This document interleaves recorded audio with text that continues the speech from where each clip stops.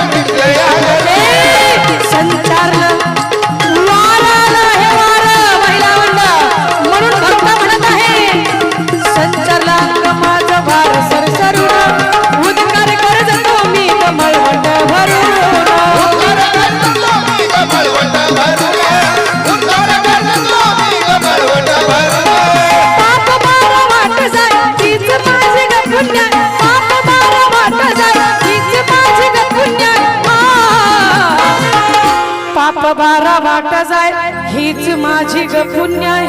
म्हणून म्हणायचंय महिला मंडळ आता तरी ग अंबाबा, आता तरी ग माझे माय, आता तरी ग अंबाबा, आता तरी ग माझे माय, आता तरी ग अंबाबा,